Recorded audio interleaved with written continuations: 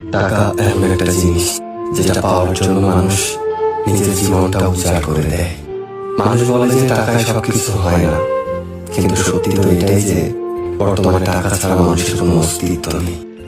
হাসপাতালে অসুস্থ মানুষটা জীবনে বাঁচা মরার সাথে লড়াই করে চলেছে, কিন্তু ডাক্তারের প্রথম কথা হলো যে আগে টাকা জমা করুন, তারপরে চিকিৎসা হবে। স্কুলে পড়লে টাকা, কলেজে শিক্ষা নিতে গেলেও টাকা, আর চাকরিতে সম্মান টাকার কাছে হার মেনে যায়। কোথাও গেলে টাকাটাই সবার আগে দরকার হয়।